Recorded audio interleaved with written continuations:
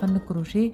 النهارده ان شاء الله هنعمل مع بعض التوكه الشيك دي. شايفين شكلها عامل ازاي؟ شكلها شيك قوي. ديت شبكه للشعر، هي اسمها كده، بتتحط على الكحكه من ورا كده، تلف شعرك مثلا كحكه وتحط عليه الشبكه دي، بيبقى شكلها شيك قوي للبنوتات الصغيرين او للكبار. هي شكلها شيك قوي يعني، بس شايفين عامله ازاي. وطبعا انا عملت لها الزينه الورده ديت وحطيت فيها اللولي دي كده، وده كده شكلها.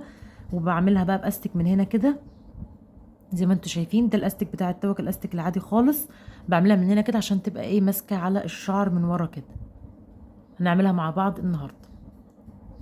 طبعا الادوات اللي موجوده عندك هتعملي باي خيوط طبعا متوفره عندك. اي بواقي خيوط موجوده عندك هتقدري تعملي بيها.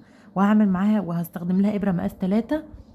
وطبعا معايا استك زي كده زي ما انتوا شايفين شكله كده اهو. الاستك ده موجود في كل المحلات بتاعه الاكسسوارات والحاجات دي والتوك اهو. هعمل بيها الاستك عشان خاطر تبقى ماسكه شويه. الاستك اللي كان ده كان استك صغير، فانا هعملها واحده اكبر من كده شويه اهو.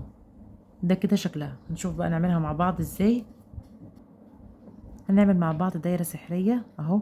بلفها على صباعي كده مرتين، وبشيلها كده من صباعي، وابدا ان انا ادخل في الدايره كده واسحب خيط واقفلها بالشكل ده اهو.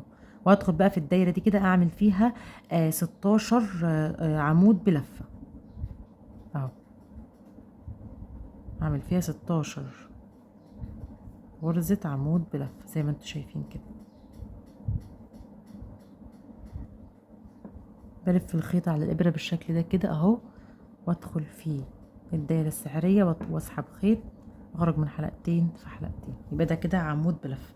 لو انت مش هتعمليها دايره سحريه ومش هتعرفي تعمليها، هتعملي 4 سلاسل او 5 سلاسل وتقفليهم وتعملي في الدايره دي اهو. هلف الخيط على الابره وادخل اعمل ايه 16 عمود بلفه اهو. اخرج من حلقتين في حلقتين، ده كده العمود بلفه. لو انت لسه مبتدئه وحابه تعمليها، هي طريقتها سهله جدا اهو.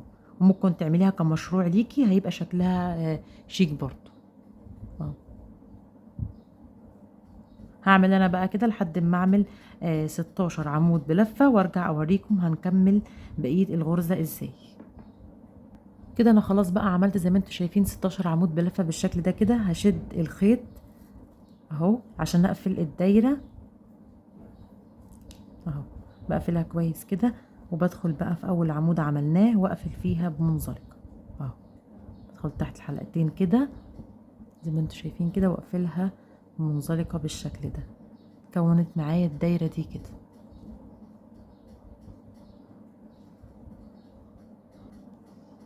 بعد ما قفلنا بمنزلقه هنبدا ان احنا نعمل 7 سلاسل. 1 2 3 4 5 6 7 زي ما انتم شايفين كده. المكان اللي انا عامله منه السلاسل مش هنقفل فيه بمنزلقه، اللي هي دي كده، هنقفل فيه اللي بعدها على طول اهو. دي كنا عاملين فيها اللي هي دي، فهندخل في اللي بعديها على طول نقفل فيها بغرزه حشو. هنكرر تاني 7 سلاسل اهو. هندخل في الغرزه اللي بعدها على طول نقفل فيها بغرزه حشو. 1 2 3. هندخل على الغرزة دي نقفل فيها بغرزة حشو. هي دي كده طريقة الدور ده كده. هنفضل الدور ده كده نعمل 7 سلاسل، وندخل على الغرزة اللي بعديها دي كده ونقفل فيها بغرزة حشو. ده كده أول دور. 7. ده كده أول دور. أول دور معانا هيبقى بالطريقة دي كده. هندخل كده ونقفل بغرزة حشو. هكمل بقى لحد نهاية الدور وارجع اوريكم الدور اللي جاي هنعمله ازاي. كده انا خلاص خلصت الدور، فاضل اخر واحدة معايا. هنعمل 1 2 3 4 5 6 7، وهنيجي في الغرزة دي كده اهو، وهنقفل فيها بغرزة حشو بس كده. هنبدأ ان احنا نعمل الدور الجديد. فهنعمل ايه في الدور الجديد؟ عايزين نوصل للنص هنا، نص الغرز اللي هنا كده، عشان خاطر نعمل فيها الغرزة بتاعتنا. فهندخل كده نعمل منزلقة، وهنعمل في الثلاث سلاسل اللي جايين دول منزلقة برضو اهو، منزلقة ومنزلقة كمان ومنزلقة اهو، لحد ما وصلت للنص ده كده. وهبدأ ان انا اعمل 7 سلاسل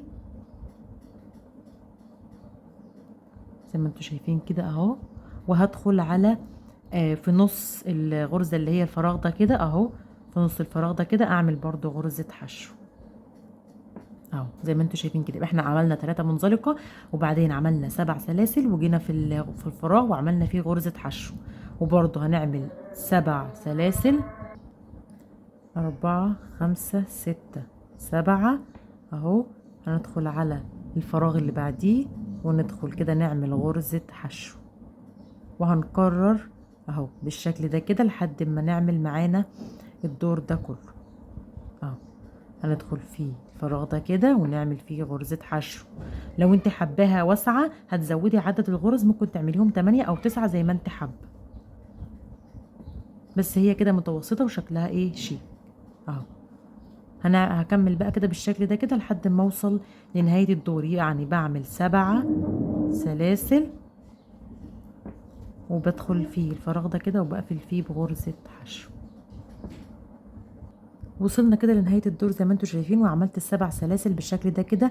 وانتي ممكن تعلمي الدور اللي فات الغرزة اللي احنا كنا عملنا فيها المنزلقة، بدأنا فيها منزلقة، هتعلميها على وانتي ايه هتتلخبطي، عشان خاطر ما تتلخبطيش في الدور. كده انا خلاص وصلت زي ما انتوا شايفين كده نهاية الدور. ودي كده ال3 منزلقة اللي كنا عاملينهم اهو.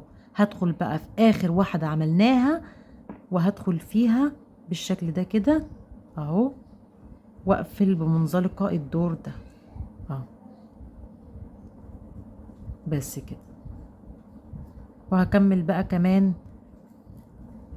2 منزلقة لحد 3 لحد ما اوصل للنص الغرز اهو كده. انا عملت كمان 3، وهبدأ من هنا اعمل 7 سلاسل. عملت 7 سلاسل بالشكل ده كده، وهدخل بقى اعمل غرزة حشو زي ما انتوا شايفين. ودي كده طريقة التوكة، هتفضلي ماشية كده لحد ما توصل معاكي للمقاس اللي انت حابة تعمليه. لو انت حابة تعمليها صغيرة هتوقفي بقى الشغل كده وتكملي بقى الاستك، حابة تعمليها كبيرة هتفضلي تكبري فيها لحد ما توصل معاكي للمقاس المطلوب. وطبعا اللي هي ده الجزء بس اللي فيها اللي هي طريقة القفل بتاعها المنزلقة، وان انت تبدأي دور جديد. ده كده الشكل بتاعها شايفين كده. احنا عملنا دورين وهنبدأ في التالت. انا عملت التوكه اللي انا عملتها بعملها 7 ادوار. هكمل بقى كده لحد ما اوصل للمقاس اللي انا هعمله وارجع اوريكم. شايفين كده حجمها عامل ازاي؟ انا حابه ان انا اعملها كبيره شويه فعملتها بالحجم ده كده. فهتفضلي بقى تكملي في الادوار لحد ما توصل معاكي للشكل ده كده. انا هوريكم بقى طريقه الاستك. هتجيبي الاستك بالشكل ده كده، الاستك اللي معاكي اهو اللي انت هتعمليه، وهتمسكي زي ما انتوا شايفين الاستك ماسكاه معايا من هنا كده اهو. وهدخل هاخد الغرز معايا بالاستك وهعمل غرز حشو. هعمل كام؟ 1 2 3 غرزة حشو اهو زي ما انتوا شايفين كده، واشد الغرز كده. هسيب بقى المكان اللي كنا بنعمل فيه غرزة الحشو اللي انتوا شايفينها دي اهي، دي هسيبها وهشد زي ما انتوا شايفين. هشد الغرز معايا كده اهو، وهعمل 3 كمان غرزة حشو في المكان اللي كنا بنعمل فيه ال7 هنعمل فيه الغرز الحشو، ونشدها كده عشان الخيوط تبقى مظبوطة على بعضها اهو. هنلم دي كده زي ما انتوا شايفين. شايفين الغرزة بتاعت الحشو هنا ما بعملش فيها حاجة، انا بعمل في الفراغ اللي هو الكبير ده، بدخل اعمل فيه 3 غرز حشو وباخد الاستك معايا زي ما انتوا شايفين كده. ده كده غرزة، التانية، التالتة، بس كده. بشد دي كده تاني وبدخل اعمل كمان 3 حشو في الفراغ اللي احنا قلنا عليه اهو. بعمل فيه 3 حشو وباخد الاستك معايا بالشكل ده كده. المكان اللي فيه الحشو ده ما بعملش فيه حاجة اهو، بس كده. بتكملي بقى بالشكل ده كده لحد ما ايه تخلصي التوكة كلها. وتشدي دي كده عشان خاطر الاستك يبقى مظبوط معاكي اهو.